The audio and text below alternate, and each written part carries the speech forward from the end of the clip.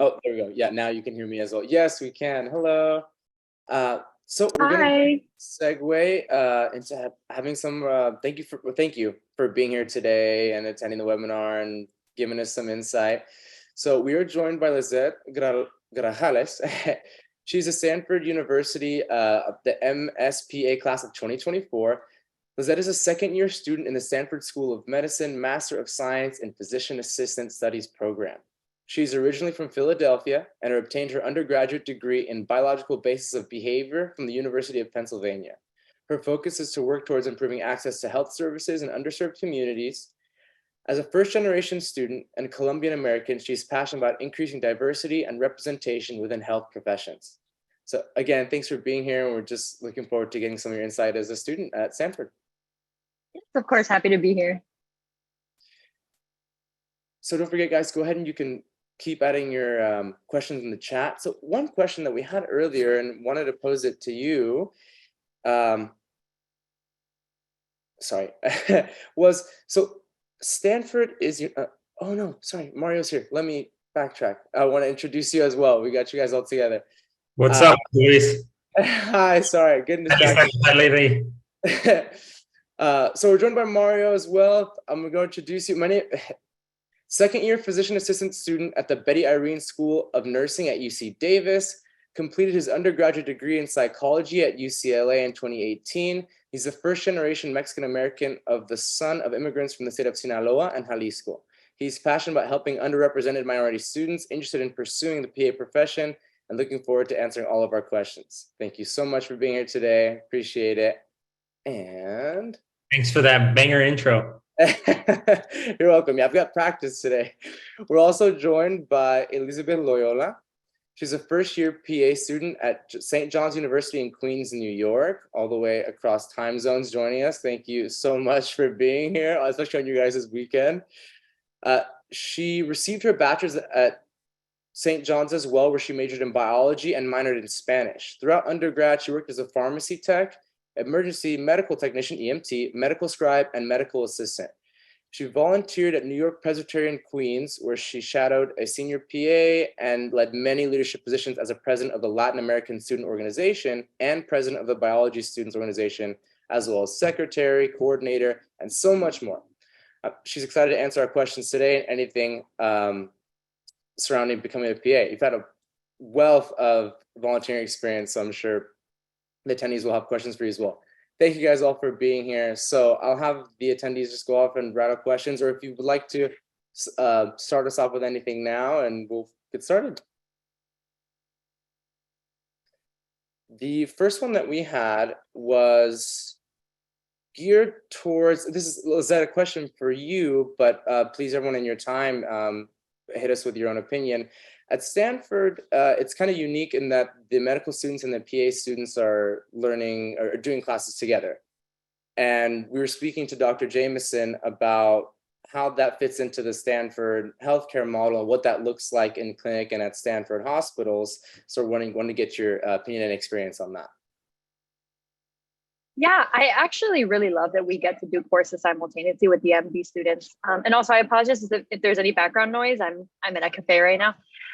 But yeah, it's really great because right now I just started my clerkships, and a lot of the times once I get to introduce myself to the attendings that I'm working with, they already know and are familiar with what kind of curriculum we follow because we train alongside the MD students. So they know, what kind of experience we're coming in with already, what our knowledge is, what our background is. And I think that it allows for us to start on a equal playing ground, and that we can build from there. And it's also, as we're students and we're, working with the MD students, we start to create a network already and relationships that go on further once we are already working as professionals. And it helps us just create a stronger network and have better relationships with other professionals in the field. So I love that we get the chance to train alongside MD students. I think that it offers us an opportunity to really strengthen our interdisciplinary relationships and practice on how to work better on communication and on partnering with each other and working with each other once we are in the professional field as providers.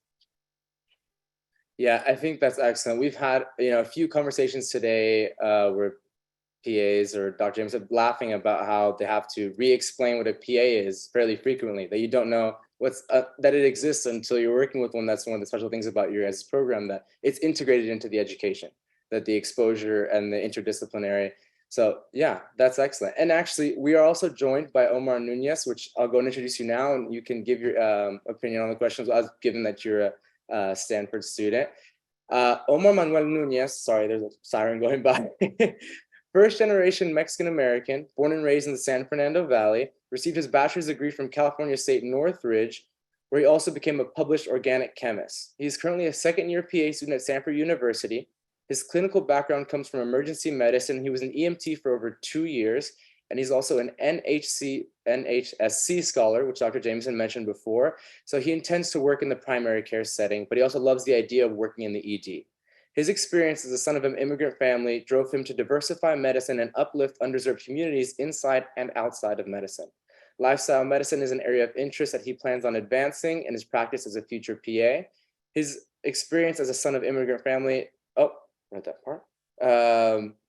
But he's very passionate, obviously, about advancing the practice as a future PA. So thank you so much again, Omar, for joining us as well on your weekend and being here. So if you would like to drop an opinion on the question as well, we're just talking about how Stanford is unique in having the MDs and the PAs together and how that has colored your clinical experience.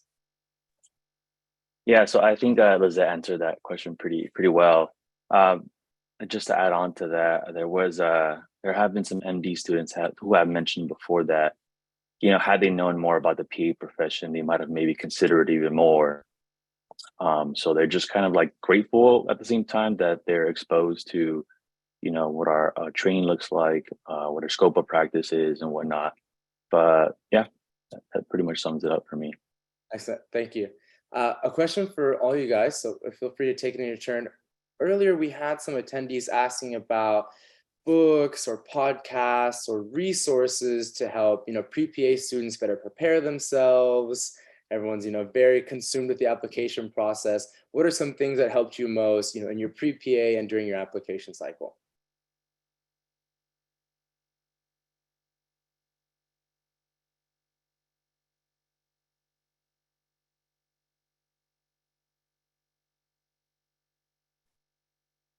I guess I can talk a little bit about that. For podcasts, I really didn't get into any until I started a PA school. There's a few that have been helping me with the block exams and especially with clinicals. And I can share this if you guys would like. But in preparation, I didn't really watch many podcasts or hear many podcasts. I would watch a lot of YouTube videos, just general videos about the PA profession versus MD versus MP, just fully educate myself in those areas. That way I know how to, or basically to reassure my path, one, and how to also be able to communicate in my application why I specifically want to be a PA and what are the differences between a PA and an NP and a doctor. I just wanted to have that in my mind. So pretty much just YouTube on my end, to be honest. Yeah, I'll add that for me, it was kind of challenging because I didn't know anybody who was a PA. I had friends who were following the MD route, and I didn't really have any resources or any mentorship and, how to go about the application process. So it was a lot of online reading for me, looking up articles and going to events like this, networking with students that were already in the, PA training. A lot of the times when I went on a tour, I would try to get somebody's contact information, reach out to them, have a meeting with them, shadow some PAs. And that's really how I got information about what the career is like and why I would, why I thought it was a good fit for me. And I also actually went through the process of speaking to admissions officers through NP programs so that I would know what the training was like and I would know the difference for myself. So that was really helpful. And adding to what Omar said, being able to distinguish between why I wanted to do PA and not NP. And I think just reaching out to people and being unafraid to ask questions. A lot of the times students want to help out. So it's just great to reach out, send a question over email and say like, hey, can you help with any guidance, any suggestions? And that really helped me.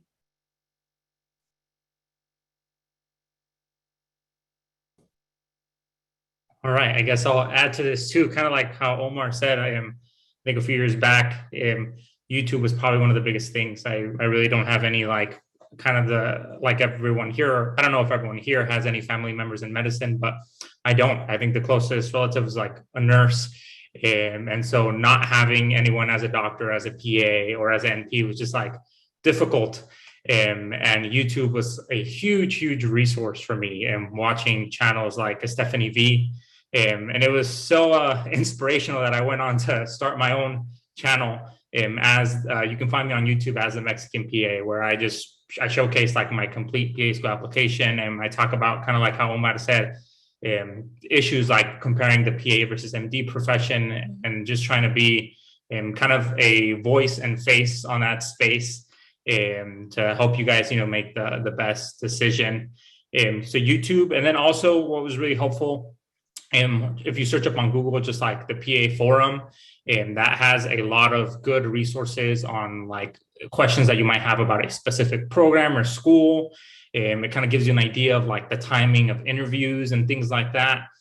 And then also kind of like how I think Lisette mentioned, like reaching out to current students. You can reach out through email, and also if you go on social media platforms like Instagram, and search up, for instance, a school that you're interested, like Stanford's PA program or the UC Davis PA program, go to the followers, and 9 out of 10 times, like half of those followers are like current students. And so from there, you can slide into their DMs and, ask them like, hey, I'm interested in your program, or can you answer this question? Or just a simple question like, how do you like UC Davis, or how do you like Stanford, or how do you like, USC? I think those, just putting yourself out there really goes a long way, and will just help you to make the best decision of like what PA program you want to go to, or even if you're on the fence about like MD versus PA.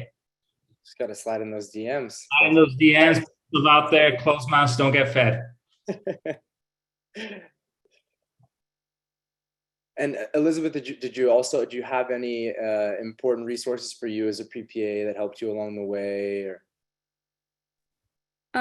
for me, I mostly just researched everything on my own, but I did have help from an advisor. She was able to connect me with PAs that had graduated already from St. John's. And then also what I did was mostly went on social media and like looked at like current PAs, and they were basically giving like their advice on how to get into PA school, how to get letters of recommendation, personal statement, how to pass the GRE, things like that.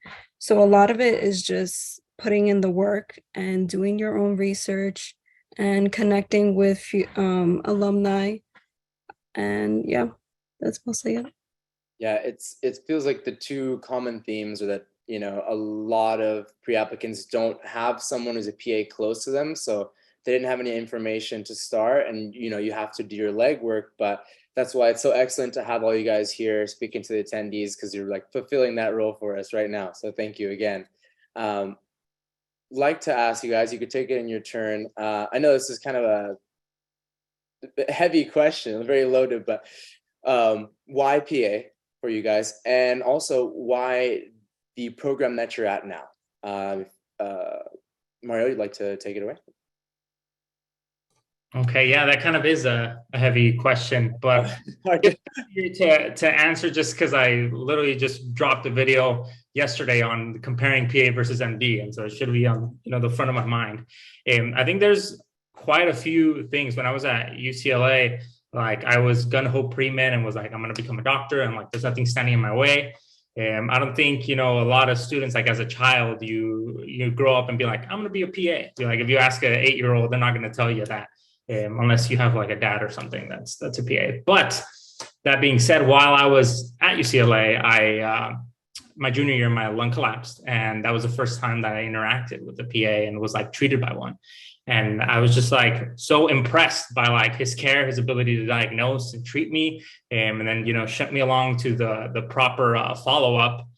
And that's where kind of this journey started to, like we've said before, do, my own research and kind of compare and figure out the differences between PA versus MD. As I went down that path, really the things that kind of sold PA over like MD or DL were, one, the fact that I just couldn't see myself picking one specialty and doing that for the rest of my life. And I know we term this like lateral mobility, and there's probably been a lot of discussion on this already. But just having that ability to switch specialties at any point in time, like I can't see myself working, I have interests in emergency medicine, in pediatrics, in family medicine, but doing one thing for 10, 15, 20 years is not something that I personally could see myself doing. And then also coupled with just a lot of like the research and numbers being put out about burnout in medicine. It's not so much a matter of if, but when I start to experience symptoms of burnout, I'd have that ability to, change my specialty or make changes to my work environment to help me, just be in a better headspace. So yeah, that flexibility. And then also just, I think the biggest tip that I give students is really outlining your priorities. And so for me, my priorities are, one, to be the best husband I can be. Number two, to, in the future, be the best dad that I can be. And then number three, to be the best medical provider that I can be. And I think PA afforded me provides me the ability to do that. I don't know there's obviously amazing dads out there who are, MDs, but just from talking to other providers, it really became apparent to me that PA would afford me more of that lifestyle flexibility to, be a dad who's present, be a husband who's present. And so, yeah, I think those two things were the main factors, like my own priorities and then just like the many interests that I have.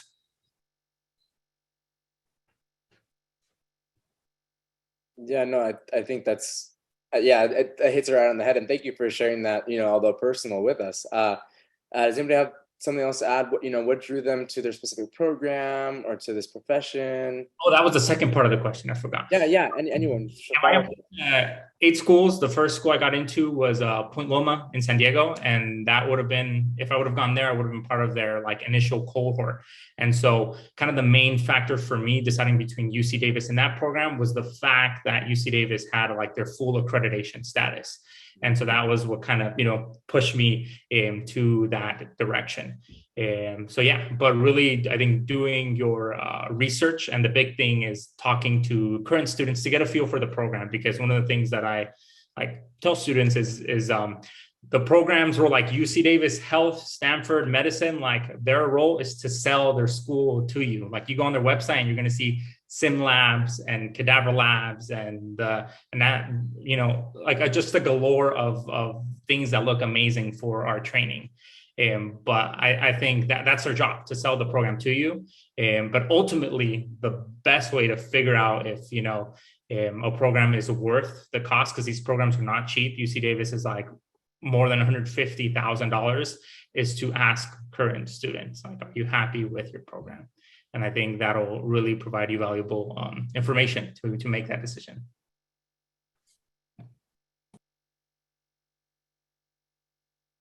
Yeah, definitely. It seems like asking current students, the ones who are currently experiencing what it's like, is your surefire way to get a good look. For Elizabeth, Omar, Lizette, anything about your specific programs that you feel stuck out to you as a pre-applicant, or now that you're there?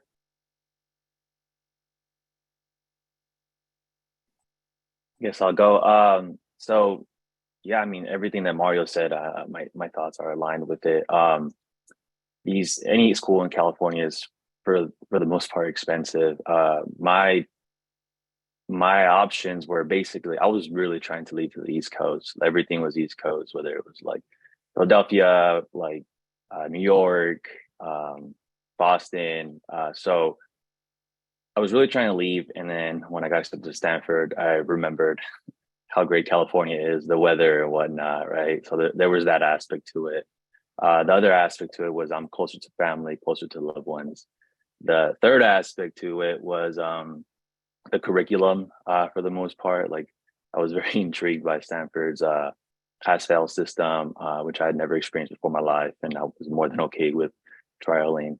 There was that, the fact that it was integrated with the MD program out there, also their healthcare system out there. But cost was another thing that almost held me back from going to Stanford. One, in these big cities, for the most part, you go to a very expensive program in a very expensive place. So that's something I heavily considered, and that's one of the reasons why I applied to the NHSE scholarship. But there was that, and then people seem to be pretty happy out there also for the most part, like when I was reaching out to students or individuals, plus the campus being super nice, like all those things kind of railed me in for the most part. But yeah, I don't know if Lizette wants to add anything to that. Yeah, I think that I'll add to that because I guess I kind of had the experience. So I'm originally from Philadelphia and I actually moved across the country to come here. And part of the decision for me was also I really wanted to leave the East Coast and I wanted to experience California. But kind of like touching on what Omar said about being close to family, I don't have friends or family out here. And it actually proved to be a very difficult transition for me the first year. But really what stuck with me was that I wanted to come to Stanford because one of the goals of the program is to train PAs to work in rural areas. And to me, that's one of the main reasons that I wanted to be a PA. I wanted to work with patients from underserved communities, be able to help get them access to care that they deserve to have. And that I was inspired by, growing up as a first generation Latina, watching my family struggle to have access to healthcare, to be able to actually receive the care that they deserve. And so I was inspired to want to do that for more families and like mine. And so I knew that at Stanford, I'd have the ability to not only use my Spanish and being able to work a lot with Spanish speaking families and be able to work in rural local communities. And so that was a big reason for me, in addition to wanting to move to California and experience living in California. But also, as Omar said, the fact that we were trained side by side with the MD students, I really love that as well. And I wanted that to be a part of the program that I was going to be trained at. So, yeah. And Elizabeth, you're joining us all the way from the East Coast, from a university I don't know a lot about either. So yeah, any insight you have as well on why St. John's? So I actually went to St. John's for my undergrad. And so I was already familiar with the environment, with the resources that they had, with some of the professors. I actually did think about applying out of state. But for me, I grew up in a very strict Hispanic Latin household. And when I thought about applying out of state, um, my dad told me, he's like, "What, you don't think you're good enough to get into a PA school in New York?" So then I only applied to schools in New York. I got accepted to St. John's and Yeshiva, which was a new program. And it was all the way in the Bronx, and I live in Queens. But they haven't received any accreditation yet. But St. John's was technically, it was a bachelor's program where you apply like as soon as you graduate from high school. But then when I applied, they had turned into a master's program. I mean, St. John's already felt like home to me, and it was one of the schools that accepted me. So at that point, I just went to St. John's. Yeah, it sounds like there's a large element of practicality that I think, like, as a pre-PA, you don't take into account. You're like, I just got to get into a school. But a lot of times it's, what is close to my family? What makes the most sense for me? Financially, what makes sense? And then also looking at the program, do their mission goals align with what I believe? So that's great. We also have a question asking, what is the advice you would give to an aspiring PA student feeling the pressure by their time constraints and dedications when trying to apply to programs?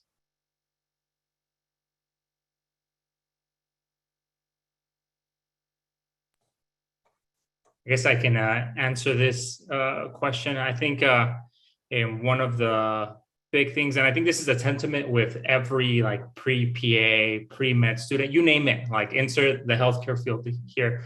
When we're undergraduate students, like you're surrounded by other students that are on their own journeys, and a lot of times there is you're witnessing your colleagues getting into whatever program they're applying to, and it can be discouraging because you can feel like you're falling behind. Like I'm just giving a hypothetical, like you're a junior in college, and then you talk to classmates and they're saying, oh yeah, like I'm applying this cycle to PA school. And then you hear that they get in and you're like, dang, like I don't even have patient care hours.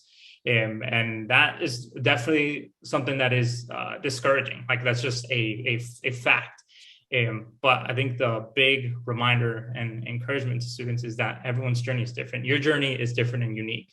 And even when you do finish, getting your bachelor's degree, and then you go on to, let's say, take a gap year to get your patient care experience hours, like those are years of growth. Those are years that you're just not going to be sitting at home, like, just chilling. Like you're going to be putting in work, you're going to be getting those hours, and you're going to be growing in your lived experiences and your maturity to care for people. And you're going to grow in your confidence to be able to talk to patients, comfort them, and educate them, because you can do that at every level, as a volunteer, as an EMT, CNA, you name like the pre-hospital patient care experience, like you can do those things. You can educate and you can advocate. And so exercising that and just reminding yourself that even in this kind of that this current season that you're in, it's just a stepping stone, or it's part of the ladder and the climb to get to the next step. And it's just going to make you that much better of a provider. And so keeping, I think, that perspective is key, and reminding yourself of that. And then surrounding yourself, in these clubs and events like these, where you have other students who are on the similar path. There are students who have graduated, a year or 2 years out, or they're reapplicants. And so surrounding yourself by people that are kind of in the same season that you're in is also a big way to combat those feelings. I don't know if anyone else had something to add. Yeah, that was I can beautiful. kind of add to that. Go ahead.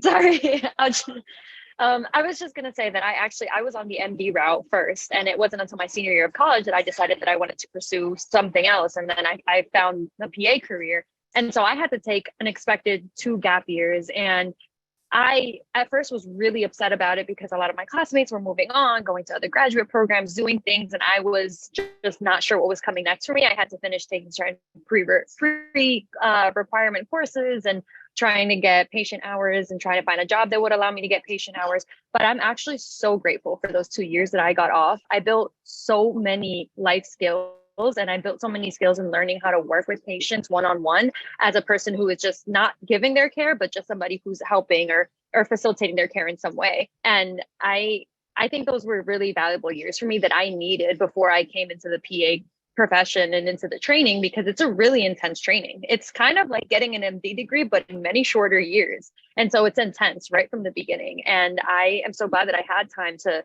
figure out different things in my life and settle other parts of my life before I came in and had to dedicate everything to the PA training. So I think if anybody's worried about taking years off to do extra courses, to have to work a few more hours, I really do think that they end up being really valuable years that prepare you even more to be a better provider in the future. I'm sorry, Omar, you can take it over from me. No, just to echo off of everyone. I mean, I kept trying to remind myself that my path is the right path, right? Like for the most part, like I wasn't, I didn't graduate in 4 years right away. It took me 5 years to graduate.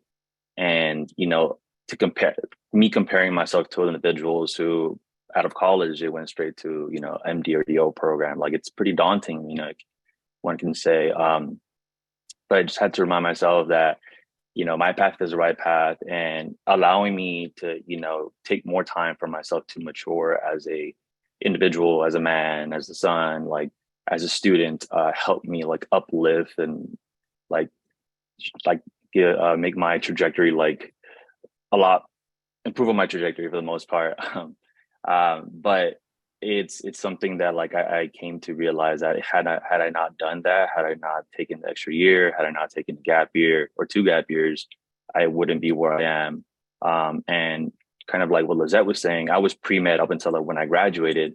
And it was actually after I graduated that I decided to take on the PA career, when everything just hit me, like I basically didn't want to look into the PA career because in my head, it was like a plan B is like a distraction, toxic trait. But when I really gave myself some time to look into the PA profession, I realized it was more in line with my life goals and missions. And yeah, I'm very thankful for that. And another thing that this reminds me, it allowed me to enjoy my time as well, since it took those 2 gap years, as I tried to take more classes, like at a community college, which, because I couldn't afford to take at even a Cal State college. So all these things really allowed me to enhance my resume and my persona overall. So I'm very thankful for that. Yeah.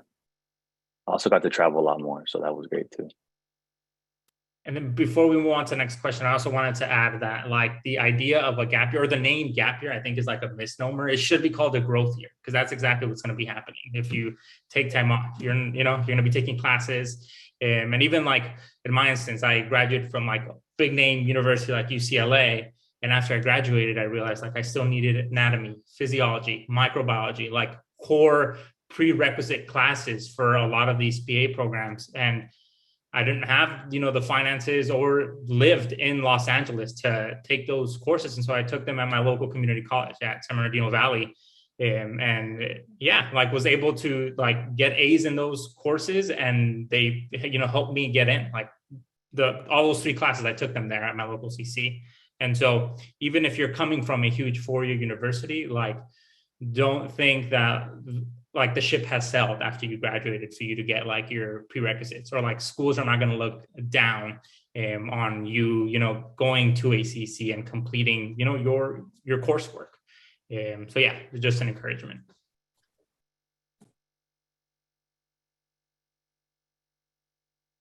I know we heard a lot. Elizabeth, did you have anything to add there as well? I would say if you're applying anytime soon, just to take it one day at a time, because it is overwhelming, especially when you're like putting all the information into CASPA and getting everything together.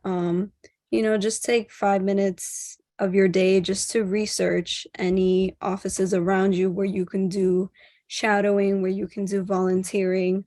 But definitely don't try to overwhelm yourself and think that it has to be done within a certain amount of time.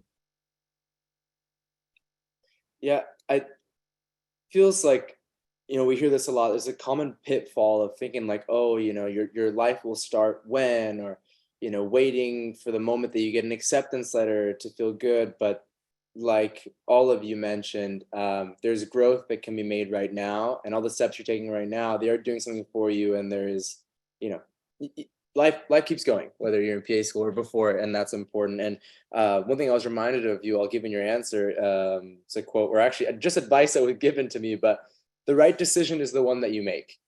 And knowing that, I think is probably very helpful, on this very difficult journey for all the attendees. We have another question. If you guys would like to share, what does a typical day/week look like as a PA student?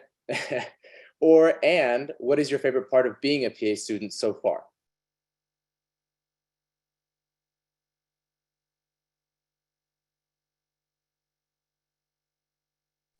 For this question, I'll refer students to my YouTube channel. Shameless plug. But on there, I have videos of like, what a day in the life looks like on my, like, for instance, my cardiothoracic surgery rotation. And I got some footage, in the hospital, so you get an idea of like what that looks like. And then I have another video of like when I was wrapping up didactic year. And so I feel like better than saying you can go on there and just watch, what we do and the hours that we spend studying. Previously, we heard from Dr. Jameson about how Wednesdays for Stanford students are used for electives or like studying. And I was actually curious, like, what are the common electives? Like, how does that look for you guys? I think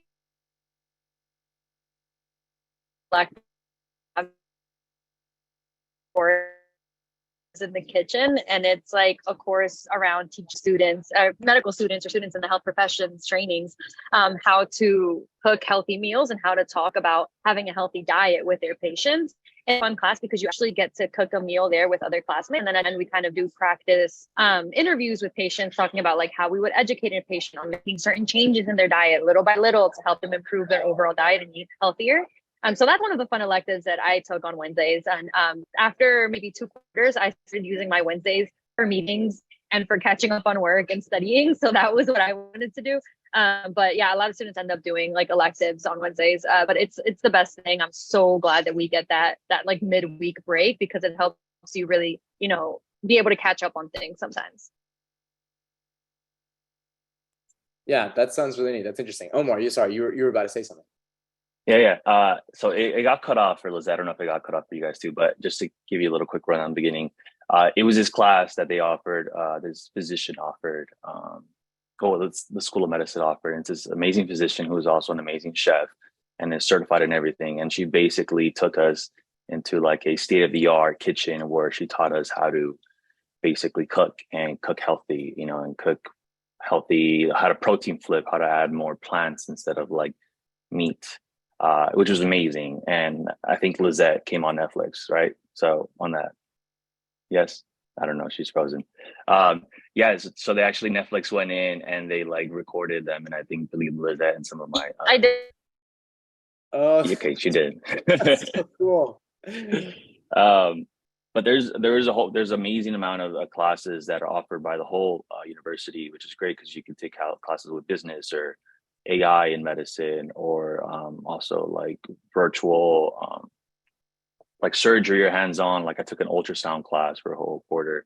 So it was great to do that, but that becomes very overwhelming if you book all these electives in one day. So eventually I made Wednesdays for myself to catch up on meetings and studying, and even run errands and whatnot, wash, clean the house and whatnot. So I very much did enjoy that part of Stanford's curriculum.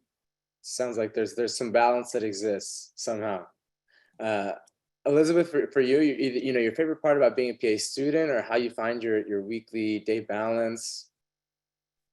So I'm actually still in my first year of PA school. So I guess I'm still trying to find out what study method works for me. There are some classes where I use flashcards. There are some where I create outlines, some where I just use the textbook. So it varies.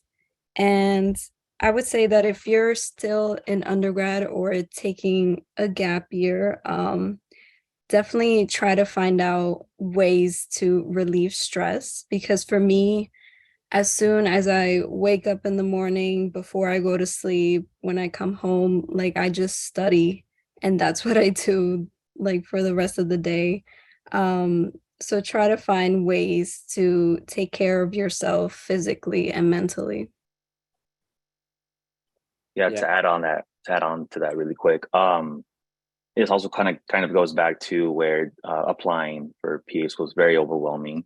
What I found helpful for me was to like, for some reason, when I'm the most stressed out, I remember about everything I have to do. So I would just write it down, and it could be a list of things. And what helped me was to just open up my calendar and just like start plotting these little tasks throughout my week and dispersing the stress. And that helped me basically with my time management. And same applies with like me currently, like even before clinicals, even with like didactic year, I would make sure I have, little blocks in my schedule that help me decompress or de-stress or bring happiness to my life. And I found when I didn't start to do that, I started to burn out much quicker. So for me, I had to have, for example, I had to exercise a certain amount of days per week. If not, then like, my equilibrium will go off, and then it's all downhill from there. But yeah. I think that's nice to hear, directly from you guys that, hey, like, I still needed to exercise. Like, we're able to do this. Like, and it's important to know that you can live and apply and be in school. The next question we have is kind of more refers to maybe the details of applying. Would it be better for me to apply once I meet the minimum prerequisites, or should I wait to increase my hours, experience, or other qualifications and apply during the next round? So I think this is kind of in the same conversation as the growth/gap year. And what is your guys' opinion on that? I think there's pros and cons to everything. So it really comes down to what your goals are.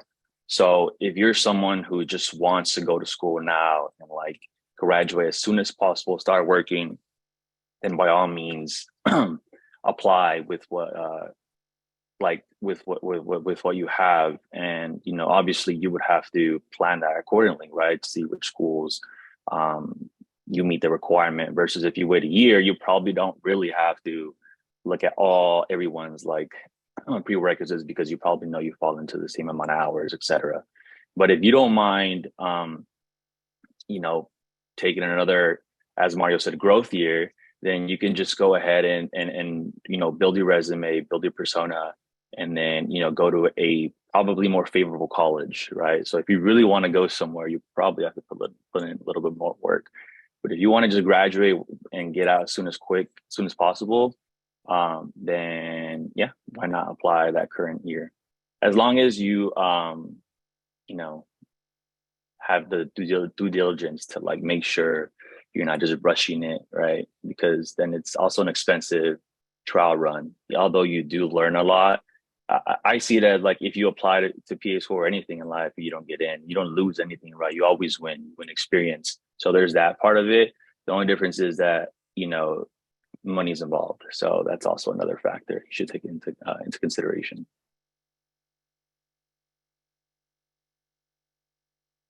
It sounds like a considerable investment when you do it, but no, that's great. That you only win. There's nothing that you lose. For Mario or Elizabeth or Lizette, same question.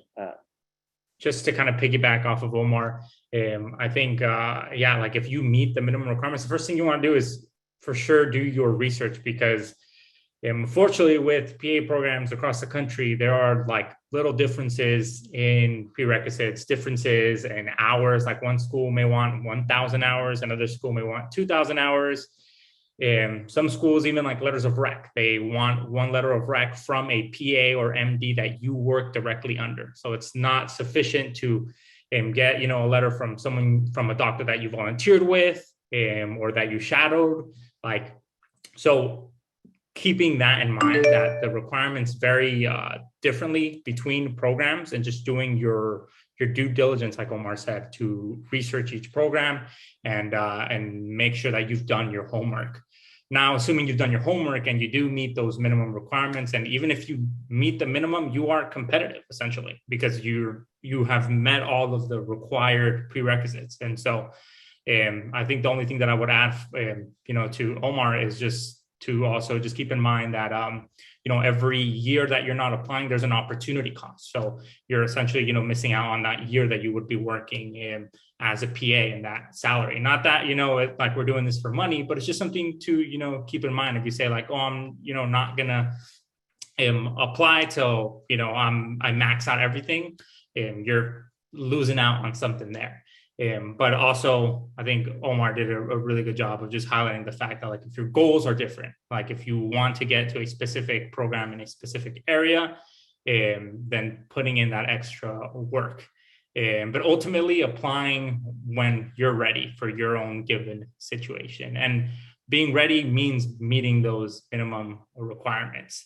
And so I've had I have mentees who, maybe don't do the research that they should have done, and they start applying only to find out that, like I said before, they didn't meet the letter of rec requirement, or they have like their science prerequisites still in progress, and this X program doesn't accept in progress science classes. They only accept non-science.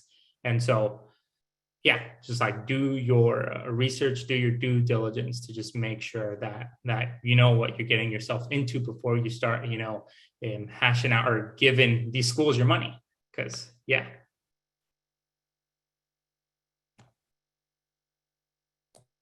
There is another question. Is it common for applicants to update the CASPA application after submission? For example, if you get shadowing or other types of clinical experience after submission?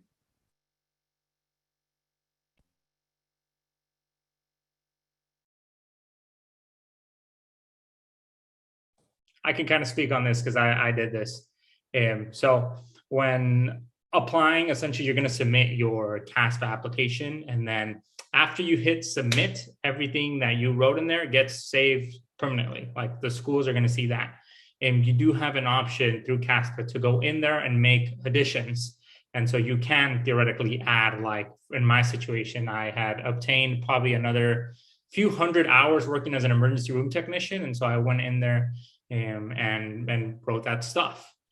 And one thing to keep in mind, though, is when you make those additions and you make those updates and you hit save, that save is now it's permanent now. It gets saved on your application and you're not able to delete it. And so one of the mistakes that I made was like, oh, I'm going to start, this addition. And as I added the contact information for the experience section where I was supposed to write like what I did, I just put like ZZZ. I just hit my keyboard a couple of times just to have it as a placeholder. And I was like, I'll get back to it later. And then I saved it. And then I came back the next day to, fill in what I wrote, and there was no way to change it. And so I was like, what did I do? Like, I just ruined my PSP application. Like, I just wasted a bunch of money. And so what I ended up doing is I made another addition, and then in there I wrote like correction in lieu of, the thing that I wrote. This is actually what I did. And then I made sure not to double dip in like the hours that I was trying to also include. And I just say that as an encouragement because I thought like my PA application was like over and like my chances of getting in were over. And I was able to get in with a mistake like that on my application.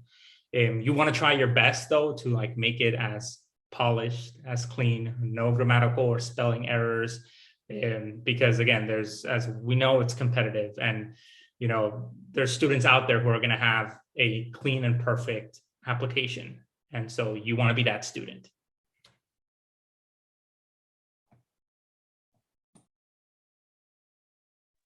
Anyone else?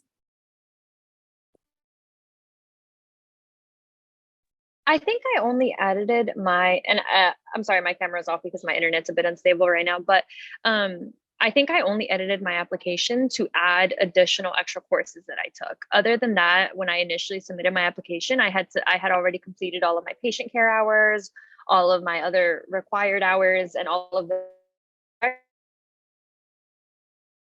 done one. So I would say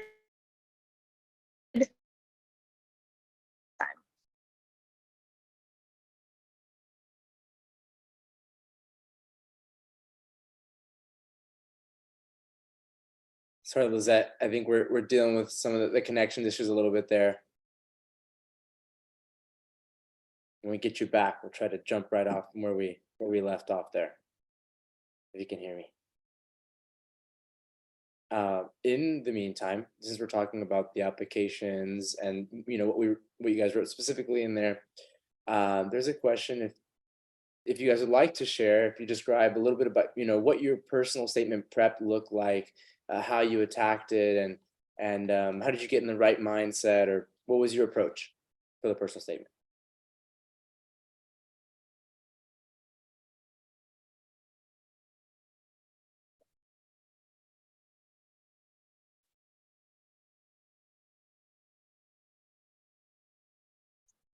Just can you repeat the question one more time? Sorry. Yeah. Sorry. I mean, any way you'd like to elaborate on your personal statement, what how you got in the right mindset to write it. If you'd like to share what you made it about, or whatever you feel comfortable with. I think it can be a very daunting task. Like, oh, how do I stick out and say I want to be a PA? And so, how was that experience for you guys? It was a brutal one. I'm not very much a writer or a typer, so I definitely put in a lot more energy probably just to begin, or just to start the process. But I basically started to bug my closer friends that I knew that could read and write for the most part, right? And so I'm very thankful for them, and because of that, one specifically, shout out to Fred. He helped me out a lot with my personal statement. He helped me frame everything based off how he knew me as a person, because we were close friends for a few years. And then, I just started to type. I found that the easiest thing was to literally type, like just whatever is on your mind. After you build like a foundation, just type and see what comes out. That was my tactic. And then full disclosure, I ended up paying for a service to basically go over my personal statement, and they just destroyed my personal statement. And that was like a wake up call for me. And you know, through that process, I realized it started to become very like robotic, and it was not so much about me. And obviously, you always hear like you want to show yourself, right? Like be yourself, and literally that's, as cliche as that is, like that is my best advice. Literally, if you type or talk or think a certain way, put that on paper, and then just choose a theme, right? So for me, it was baseball. Like baseball taught me everything, from first words that I could remember. Like it was baseball, and with baseball taught me a lot of things: how to fail, how to succeed, how to work as a team player, how to be independent, how to have resilience. So I utilized that, and I made that my common theme throughout my personal statement. So it was always baseball. And then, from there, I would have hints of like my family and my just my upbringings for the most part. But yeah, choose one thing that you hold dear to your heart, and then just run with it and just sell yourself, and then just rail it back into that every single time, any chance you get. So did you find that writing service to be useful or to be detrimental? I know you said like it go ahead. Oh yeah. It actually helped me a lot. It definitely did help me. They helped me set up a framework, I would say. And full disclosure, I believe it was called My Humorous PA. Very good people, awesome people. They helped me a lot with basically choosing the theme. And once I literally, like my friend, for example, my friend Fred, he was like, "Why don't you just write on baseball?" I'm like, "Why?" Like, he's like, "You love baseball." And I was like, "Okay." And literally like in an hour, I wrote my whole personal statement. But because it was just something I loved, and everything tied back to baseball for me. And I mean, obviously a few drafts for me after that, but those drafts are, I mean, maybe like 3 or 4 drafts from there versus the 15 that I had from the other personal statements. So yeah, it definitely helped.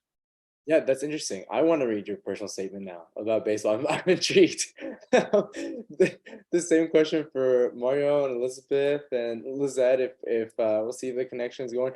If you guys want to elaborate on your personal statements, what was it like? How you approached it? Any advice? Yeah, I think like for instance, today my weekend is going to be spent reading pre-PA's personal statements, like or editing them. But I think one of the big just advice that I like always relay is that if you can replace PA with MD or DO in your personal statement, you need to dig deeper and really do more research and just your statement should be very much clear that you know what a PA is, the differences between a PA and versus like another medical provider.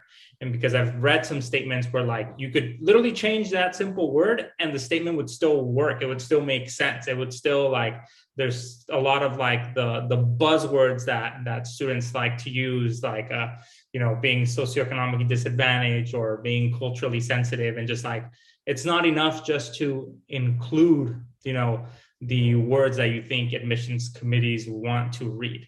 It's much more powerful, like how Omar said, to include a story, tell a story, essentially, because that's what's memorable, your story. So honing in on your ability to tell that story and pull from your own unique lived experiences, because you have them.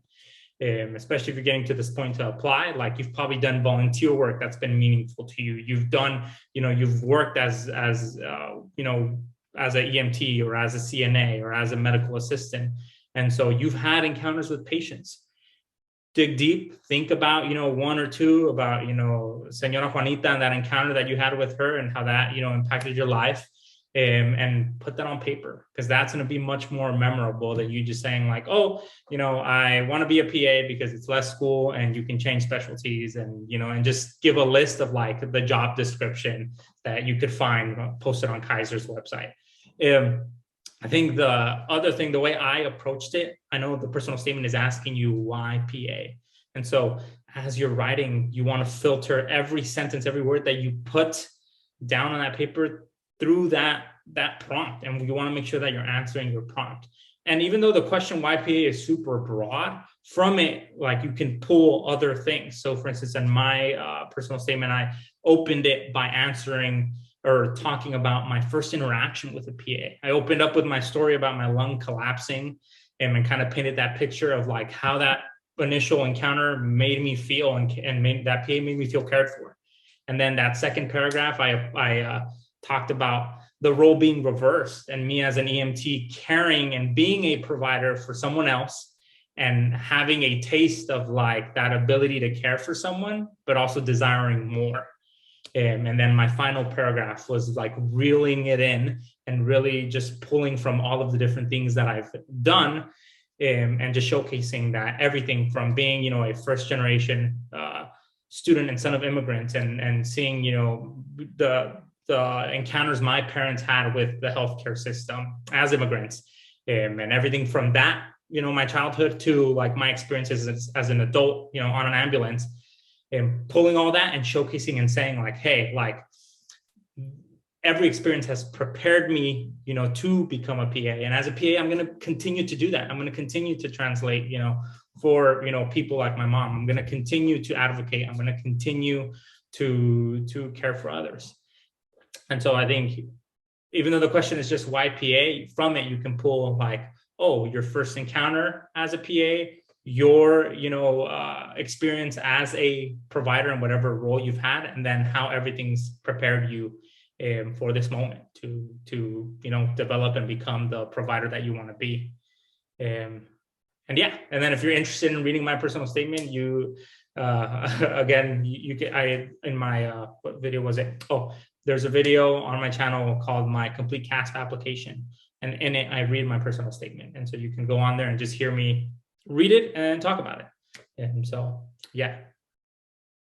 Yeah, I think the biggest thing is, and I think what Mario talked about is, you're going to be spending the next 30 years in this career, so you should have a good idea. This is not including like how much you have to pay to apply to PA school, but like having an idea. And I think when they ask you to, you know, like some of the programs are saying we want at least 500 hours, 1,000 hours, like you have to like literally sit down with a piece of paper and do pros and cons of what a PA is and what you're going to be spending the rest of your life 30 years doing. And you know, and I think those are the, you know, I think there's a thing in philosophy, it's called unexamined life is not worth living. And if you even look at the translation, it's not so much the living, but it's like existing. And so in your existence, so make sure that you are, you know, these are really deep questions, and you know, these are not 30-second sound bites. And so understanding why you want to do this and why you want to spend all of this time and effort and you know, for the next 30 years of your life seeing patients and helping others. And so it's you know, that's why, you know, people always say, like, you know, with medical school and PA school, people always get stumped on, well, why do you want to be a doctor? Why do you want to be a PA? And spending, you know, you need to come up with that for yourself. You need to answer yourself first before you can answer other people. So and I think Mario was really good about, you know, even both Mario and Omar were talking about their own personal journeys and you know, and I know Elizabeth as well, so she has her own reason why. Because I even remember when the first time I met, you know, Elizabeth, I'm like, why do you want to do PA? Like, you know, she kind of had this very thoughtful response of why she wants to do this XYZ. And so yeah.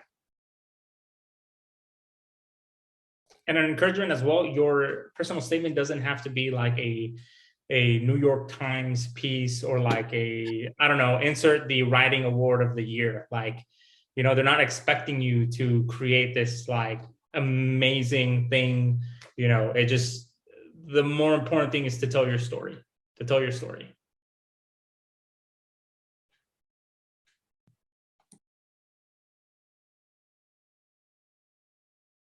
So obviously you have all had a wealth of clinical experience before, you know, PA school and in preparation for PA school, given the hour requirement of PCE and HCE.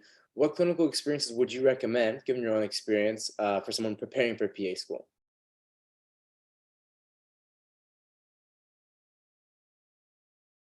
I know we've heard from, a few, the program director from Monterey Bay, saying that not all experiences are equal and you want to try to, find the most quality. And for you guys, what has that looked like, or what drew your attention? What did you find that taught you the most and was a good experience for you that lended to your application and to where you are now? All right. Well, I mean, for example, for me, since I was pre-med for a while, I didn't have an incentive to really work in the medical field, right? I was volunteering and whatnot. So after I graduated, that's when I started to do my research. And what I found for the most part, and I think it's still true, essentially, is that, it seems like every program will take EMTs and obviously anything above that, right? RNs, but a lot of us are not that deep into medicine, right? When we apply. So EMTs, and it seemed like all of them accepted CNAs. And, some medical assistants, I know it depends on where you work, back office versus front office. But for me, I chose EMT just because, in all honesty, I always wanted to be an EMT, and it was a perfect excuse for me to do it. The only reason why I didn't do it in the past or before was because it involves, time. It involves, taking classes, whether it's a semester and whatnot, involves money. So I found a accelerated program at UCLA. I did that.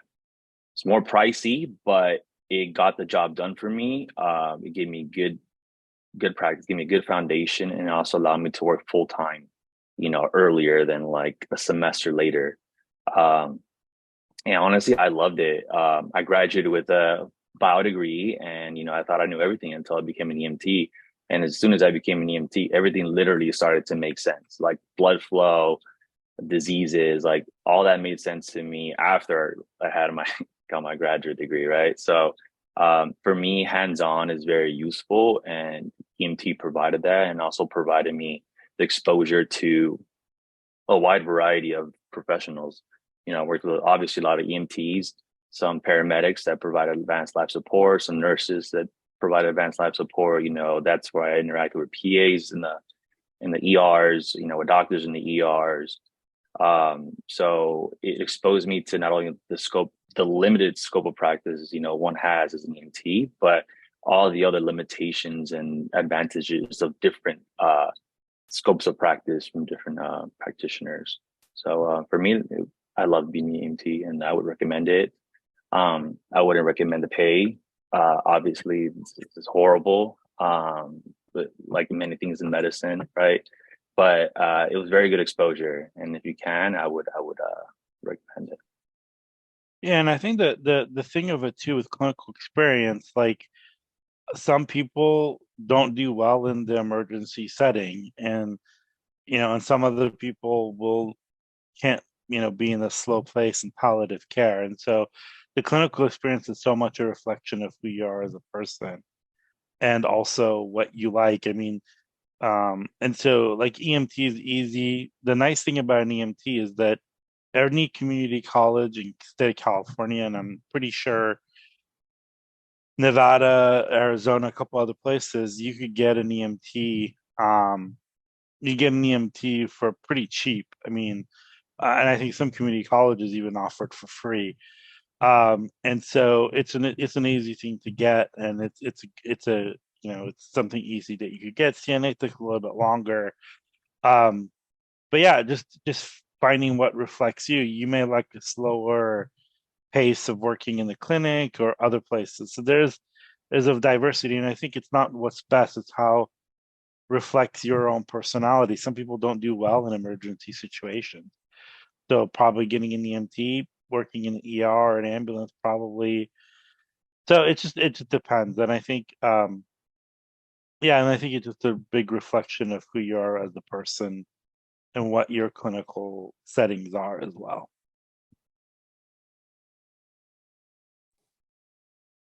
And then just to add to that, I think the one thing to keep in mind and ask yourself is when you're looking for, a specific job like this, whether it's MA, CNA, EMT, like phlebotomy, ultimately your higher quality experiences are experiences that are going to give you more autonomy. And what that means is that you have a capacity to make a medical decision, whether it's even as simple as an EMT. Like, you have the ability to, let's say you're in the back of the ambulance and you're working with another EMT, you have the ability to see a patient on your gurney with an oxygen saturation of 88 and make the decision to put them on a nasal cannula and start oxygen. Like, that is a level of autonomy. I think and so they had mentioned that one of these other program directors mentioned that not all patient care experiences are created equal. And it's partially because of that there's different levels of autonomy that exist. As an EMT, you're afforded a little bit more of that depending on the type of setting that you're working, whether you're an emergency room technician, working basic life support, where you're like moving patients between different facilities, or working, like a 911 ambulance. You're going to be put in situations where you make decisions that impact that patient's care. Some of these other experiences where you see less autonomy is, for instance, a scribe. Now, there's schools that value scribing, and you learn a lot about, how to, document, and you pick up a lot of medical terminology. But at the end of the day, you're not really in a position to make medical decisions. And so, just finding what piques your interest and also kind of fulfills that higher quality autonomy role, where you're going to be put in situations where you have to make a little bit of thinking and make, put in some work to make decisions. Because ultimately that's what you're going to do as a PA. And then also an encouragement too is to, if, you're intimidated by some of these roles, whether it's like CNA or EMT, like, my encouragement is to put yourself out there and put yourself in circumstances where you're uncomfortable, because the reality is you're going to be put uncomfortable many, many times in PA school. You're going to be expected to not only rotate in family medicine, but rotate in emergency medicine or rotate in pediatrics. And so working with kids, working in situations where there are emergencies is something that you will be expected to do. Maybe you won't work as that as a, fully licensed or certified PA, but as a student, like, you will be expected to have the capacity, flexibility, and just ability to be in uncomfortable situations and environments. And so, my encouragement is don't just, like, steer away from some of these, like, oh, I don't think that I could do, handle blood or handle, some of the, or needles. Because at the end of the day, as a PA, you're going to be exposed to it, and you should be able to develop the ability to handle it. And so, I think you can get used to anything. I didn't think I'd be able to handle a lot until I started working in the emergency department. I was like, you figure it out. And for Elizabeth, what was your experience like, before PA, when you were getting your clinicals and or your clinical experience and your patient healthcare hours? Well, for me, it was definitely difficult trying to find what it is that I like, but at the end of the day, I knew I just needed to gain the patient care hours. So, I mean, when I was working as an EMT, it was pretty difficult for me because I had to assist lifting patients that were 300 pounds, and like, where I used to work wasn't far Rockaway, and these are like the projects, these are like buildings that were so in tight spaces, and a lot of times we had to like lift patients in the stair chairs. So if you do plan on becoming an emergency medical technician, definitely think about other aspects of it, like the physical aspect. And a lot of it is also just waiting for a call. But I mean, in the meantime, you can also be like studying for classes. That's something that I did. And I mean, I would say that my favorite job overall was probably being a medical assistant. And in New York, I don't know how it's like for California, but in New York, you don't necessarily need to have a license. So for me, I was just working in a dermatology office as a medical assistant. And basically, I just like learned on the job. I didn't necessarily need a certification. But I learned a lot of the terminology. I learned how to think under pressure. Um, so if you have the opportunity to work as a medical assistant, I definitely recommend that.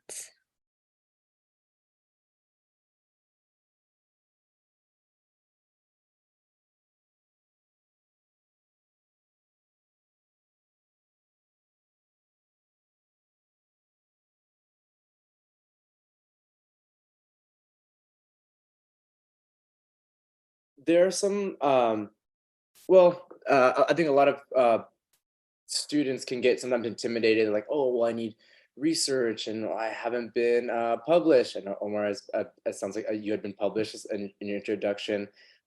What advice would you give to the students who are concerned about what they don't have and maybe stretching themselves thin, trying to build up their application? What do you think makes it the most? I know you guys have already kind of mentioned a bit about it's really just being true and leaning on your experiences, but anything in that realm of research and publication that you have a word on or advice on how students can go about finding that? Can you hear me okay? Yes.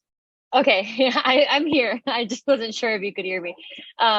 But I was actually, so for me, I didn't work as an EMT or medical assistant. For my 2 years, I actually worked in clinical research. So I think that's one of the things that I would suggest too, is if people are interested in trying something else, maybe applying for jobs as a clinical research assistant or coordinator, and you get a lot of experience being able to do visits in the clinic, doing data collection with patients. And I think that that helped me a lot with patient facing interactions and learning a lot of skills from them. And through that, I was actually published. And that was really the only way that I got more involved in research and was able to get publications. And I think that it's a great way to get experience with patients and to get those clinical hours that you may need for applying.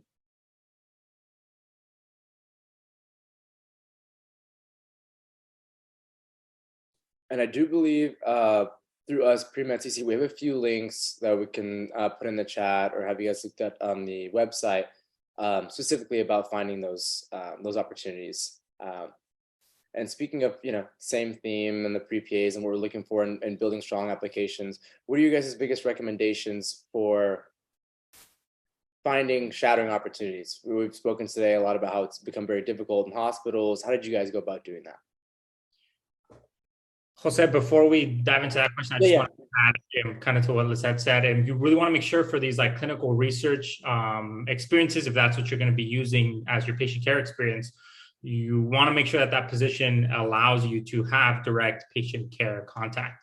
I also had the opportunity to have like a few publications while I was at like UCLA, and a lot of like these like schools like the UC system are research heavy institutions. And so you get that, there's a higher likelihood of finding a PI that's, willing to take you under their wing.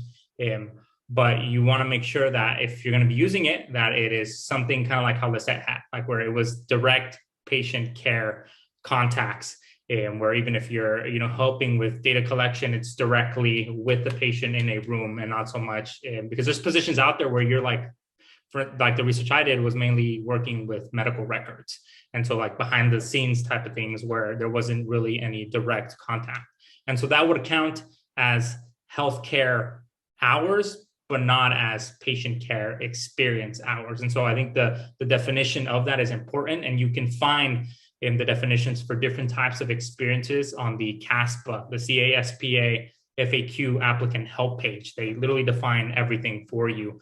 And that way you just are very clear about where to categorize the hours that you obtain. Because you may have volunteer hours, you may have research healthcare hours and you may have patient care experience hours. And so being able to distinguish between them is super important. And then the other thing I wanted to add is, for the most part, PA schools aren't looking for research. That's very much a more like pre-med, MD kind of thing. And I think one of the things that we have in common, Lisette, Omar, and myself, and then I don't know, Elizabeth, if you were a pre-med at some point, is with that, like I did as a like freshman and sophomore in college, have that pressure to like, oh, I'm going to get involved in research because that's just what you do as a pre.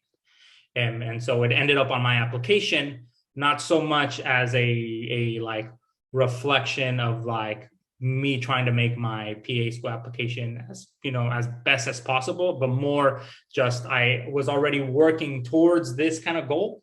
And we had obtained, you know, a good amount of hours in that area, but then I shifted and I could still include that stuff. But for the most part, most students getting in don't have research publications. And so that's not something that I tell like my mentees, like, oh, you need to go get research. Like I very much, my advice is if you're an undergrad or you're at a community college, really focus on your grades and doing as best as you can on your coursework, because there will always be time to, you know, get more volunteer hours, but your GPA is forever, and those grades that end up on your transcript are forever. You know, classes that I got season, you know, one class is a microbiology class that I got an F in at UCLA. That is still on my transcript to this day. And so just keeping in mind that like your coursework should be the priority. If you're like put in a position where you have to sacrifice, like, oh, I want to get my healthcare hours, I want to get my volunteer work, and I also want to do well in school, focus on school. These other things, like, you will have time to do so, whether you're like during summers, during winter breaks, or even after when you graduate and you have to take, like I said, a growth year. Those growth years are for that, to get the volunteer hours or get the patient care experience. But don't sacrifice your like mental well-being and just your academic success for a gain in your hours. I hope that makes sense. No, absolutely, it does, and I think that's important for a lot of people to hear. Yeah, and then what was the next question we were talking? Oh yeah, sorry, I had jumped ahead, but shadowing, right? Yes, absolutely. Okay. Advice for shadowing. For shadowing, that's difficult, because especially coming out of the pandemic, like literally everyone was like saying no. And even when I was a PPA, like during that pandemic, I was like, hey, can I shadow you? And like, no, because the risk of, you know, being exposed and stuff like that. As we're coming out, I feel like it's starting to pick up again. But my two recommendations are one, to really put yourself out there. And what that looks like is not just finding clinics online and finding PAs online and like shooting a blank email, but even going as far as going into these clinics, you know, best dressed with your resume, and going to things like private practices, or like a dermatology clinic, kind of like how Elizabeth said, or going to like an urgent care and just be like, hey, can I you know, talk to the PA quickly? Like, I'm a pre-PA student that's interested in shadowing, and just going to drop off my resume and wanted to know if there was, you know, an opportunity for that. I've had you know, students have success doing that, putting themselves out there in that way. And so don't limit yourself just to like online. And then the second thing, there's a couple Facebook groups, I can't think of them from the top of my head, but just search up like pre-PA on Facebook, and there's some groups, at least in California, that I've seen where they're like dropping, you know, current PAs will write on there like, oh, I'm offering shadowing opportunities. Actually, I'll let someone else add to this question while I find the Facebook group. That way I can show it to you guys and you guys can make sure you get on there. Yeah, we've done like almost 4.5 hours worth of clinical experience from like scribing. We put that back in the thing, but and in that workshop, there's actually a whole talk about going to local clinics and dropping off your resume and a nice letter. Perfect. And so you have to watch that. I mean, you know, Mario could sit there and tell you about it, but it's a long process. But it's being able to go to a local clinic. The FHQs like technically are required to like serve their communities. Don't try to email, don't try to message people on social media. And you also have to understand most PAs and physicians are in their 40s and 50s, and they're not may not be as savvy on the interwebs, and so sending emails and stuff won't be helpful, and it'd be really hard to find it. But actually going in there and talking to their office manager or clinic manager, and you know, being polite and dropping off a letter addressed to that physician or that PA, and that stuff's available on the internet, so you don't really like, you know, that's there, but just don't send them an email with just the resume and just saying, hey, my name is using Omar as an example. My name is Omar. I'm really interested in being a PA, all that stuff. So just go watch those videos. I mean, it's like a 45-minute thing that we did on just that one part of it. But local clinics are probably the best place to do it. What's in your own neighborhood, and also those people have an incentive to want to serve their own communities. I mean, that's what they went into this for. And so and so I would just watch that. I mean, internet stuff but I mean, the chances of somebody posting on the internet and being close to you, um and so there's a whole part of doing that, and it's we could spend the next 45 minutes talking about that, but the video is there, so just watch that.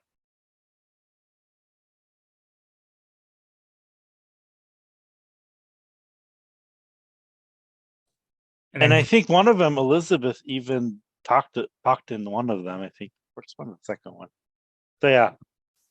And then quickly, just before we move on to the next one, I'll just hopefully let's see if I can screen share, host at least just quickly the Facebook group that I've used, the pre-PA and PA student group by PA School Life. It kind of looks like this. This is a group where I've seen lately where they'll post shadowing opportunities and just answer a lot of questions that you might have. So take a screenshot of this right now. There's a wealth of fantastic resources. Thank you, Mario, for sharing that, and also the videos that Joman has put in the chat. So when you guys do have time, look into those, and it'll be well worth it. What do you think, in your guys' opinion, made you stand out in your application the most?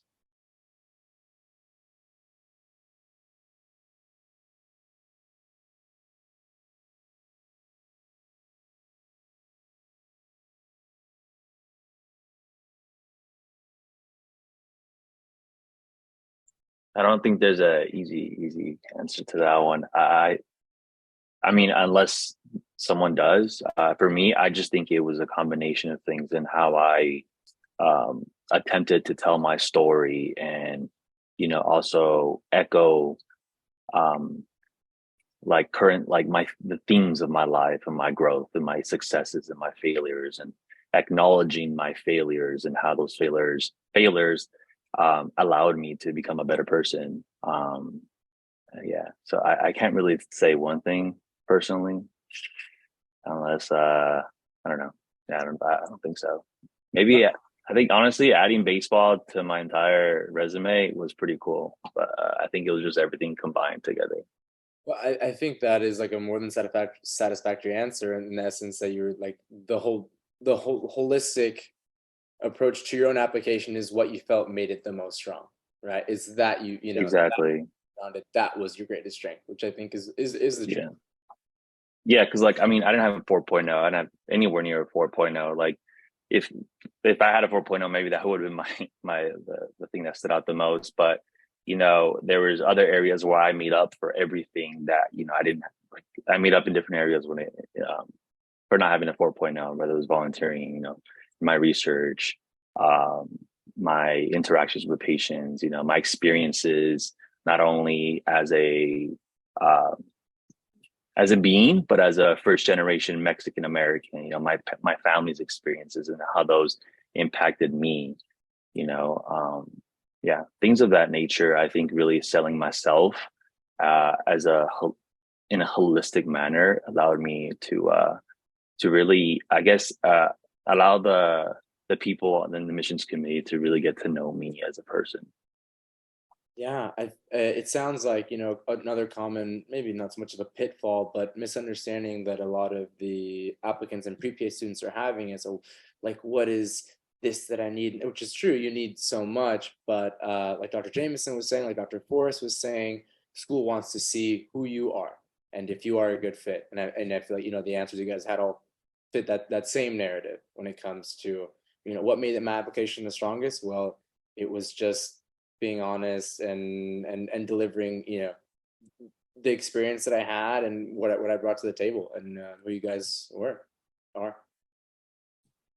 Yeah, and I and think going to talking about like it's a whole philosophy, unexamined life is not worth living. I think like knowing your own deficits and being able to talk about it, and because the people that view applications, they're professionals. They've done this for years and years and years, and so being ready to address your deficiencies is really important, either from interview standpoint of view or even in your application. Like if you have a semester where you did bad, and in that semester your grandmother died and your dog got run over by a reindeer, and I don't know, and you got COVID, and your girlfriend dumped you. I mean, like being able to talk about those things, it's really important to put a context to it, because like nobody's perfect. Everybody's done mistakes, but being able to like be self-reflective of that is really, really important. Just like even applying to PA school, medical school, or even a job, or even like so being able to be self-reflective and being able to address those, rather than thinking, oh, I hope they don't know why I did this, this or whatever. Like if you haven't been able to do a lot of volunteer work, yeah, I haven't been able to do volunteer work because, I'm raising a family, and and I've got all these other priorities and stuff. So I really didn't get a chance to do volunteer because I was working and paying bills and putting a roof over my, head, and all those different things. And so those are all reflective, and like, and I think unfortunately people end up comparing themselves to other people, and that's great, but other people are not like paying your bills and facing your own realities in life. And so yeah, and so don't compare yourself with other people. I mean, you have to live your own reality. So yeah. yeah, and ultimately including that, like in your statement, I mean, even I don't know if CASPA still has the COVID essay portion, but these are opportunities to just showcase some of the hardships or difficulties. With COVID, it was just a matter of fact, it was difficult to get shadowing hours. It was difficult to get volunteer experiences, and so just being able to recognize that, it's ultimately going to show your maturity, which is what they're looking for. They're looking for, like how Juven said, like someone who is mature enough to be able to self-reflect and recognize, your own deficiencies and recognize it on paper, but still communicate, that this is what you want to do, and that you've been doing everything else that you can to make your application, as good as possible. And so I think, and kind of like how we're, saying here, there's no like one size fits all. There's not like a perfect application for an accepted student. Like it's very much a holistic approach. But the two things I think that stand out, like to me, is that you want to make sure you're meeting all the minimum requirements, so that you look good on paper, grades wise, hour wise. You want to make sure you don't overlook that, and that you meet the minimum to get your foot in the door. And then what's actually going to get you through the door is the ability to tell your story in that personal statement, and then tell your story in that interview. And so really honing in on your ability to do that, and will help you stand out. Yeah.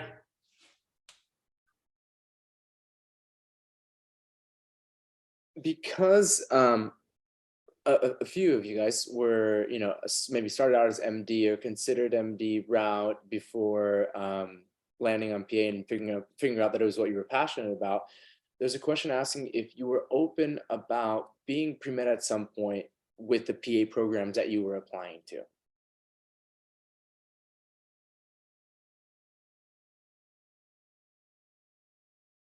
Or if it's something that came up at all.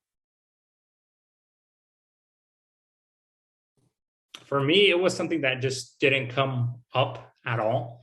And then given just like my own journey and the limited amount of space that you have, it's not something that I particularly address.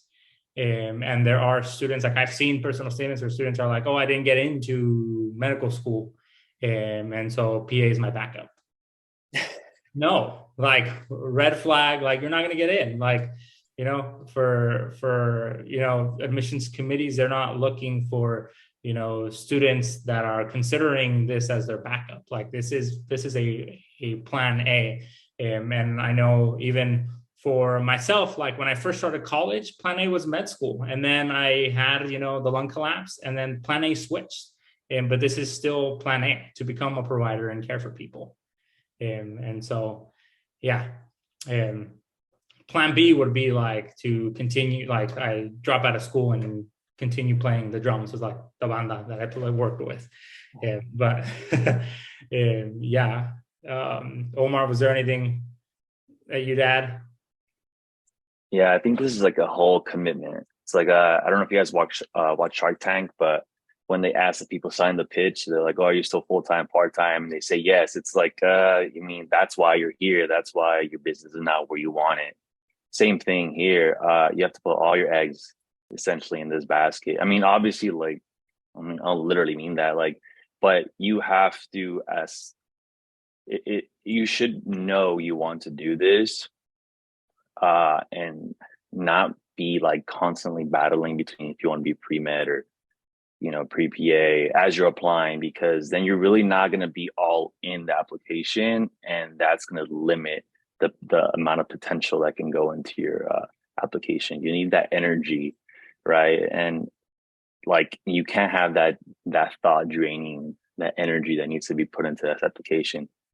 Same as you need your mental health to be there so you can apply the energy. You need things to fuel your application process, like exercising, like hanging out with friends, like having a break. And I think having that indecisiveness, which is honestly completely understandable, just because you don't know what you want to do doesn't mean you're in a bad place. Like that was me at some point, but for when I applied, I knew I wanted to become a PA. So yeah, you also just do like a pros and cons list. That helps me out with everything. Pros and cons, yeah. Pros and cons. And then in your statement, you're gonna like include, I mean, because of the finite character, you know, limit or word count, and like you're gonna obviously spend more time talking about like your why PA, and the prompt isn't like why not MD, you know, and so you're not gonna spend, you know, I mean you can, but that prompt is really asking you to hone in on your decision and research and your motivation and desire to become a PA. And so kind of like how Omar said, if you're not fully sure, it may bleed into the application, and admissions committees have been doing this long enough to know when your application just reads, you know, like you're a pre-med who's just applying to PA school as a backup.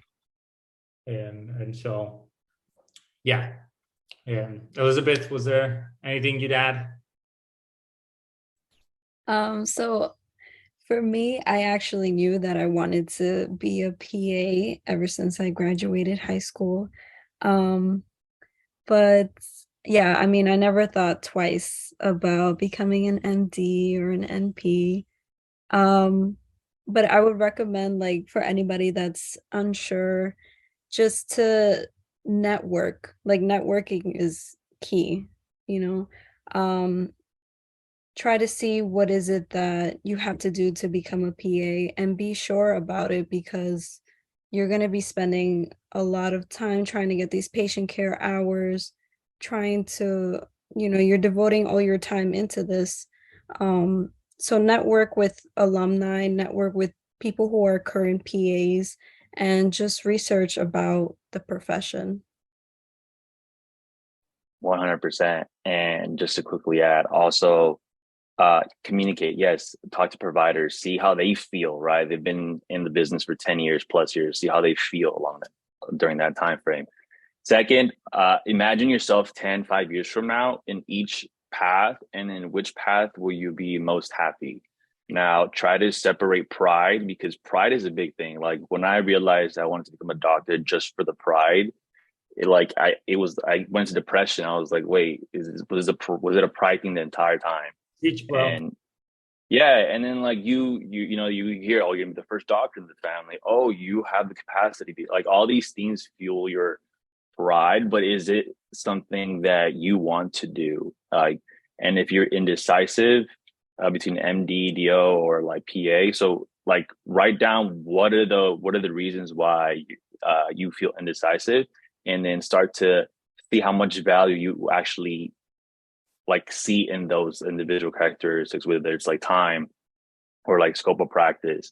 You need to like separate everything, and then basically score everything. Like, what is most important to you, and what will bring most happiness to your life.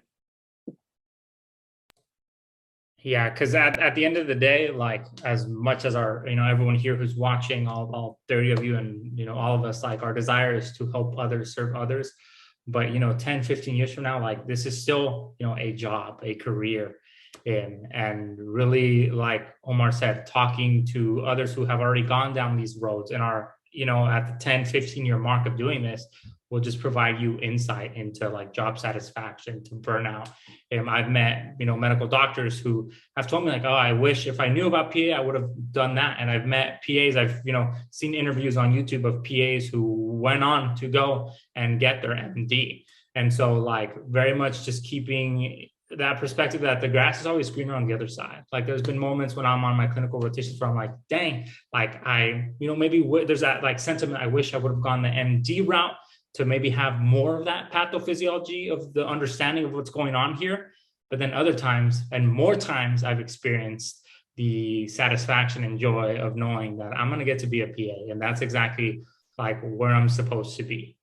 And so like you can get to even this point, like the point where, we're current students in PA programs and have those sentiments and those feelings, and that is okay. But doing that pros and cons list, outlining what your unique priorities are is going to help you make the best decision, because there's no right answer. There are sacrifices for every road, and pros and cons for every road.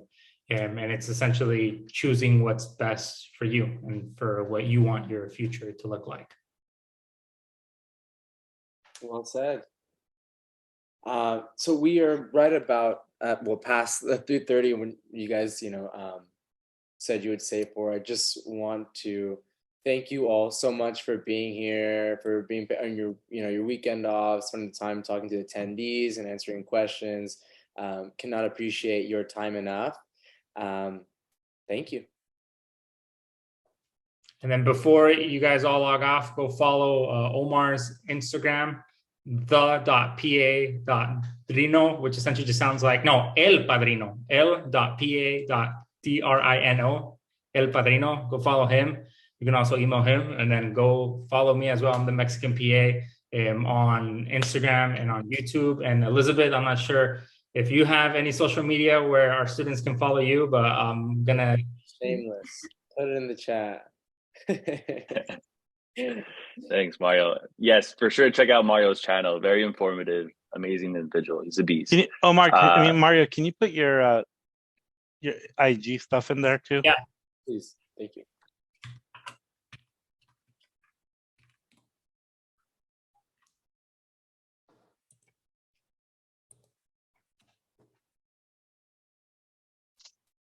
All right. Well, everybody, thank you very much for coming. And yes, we're gonna put the videos. We're gonna probably either chop them up and put them on YouTube.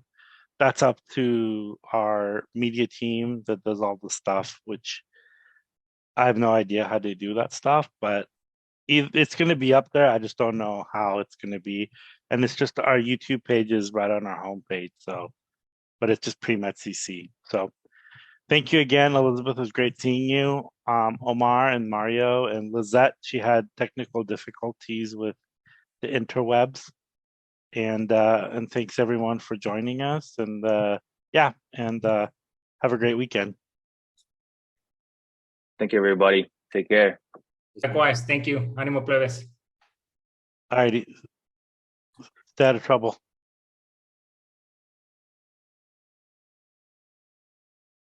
All right.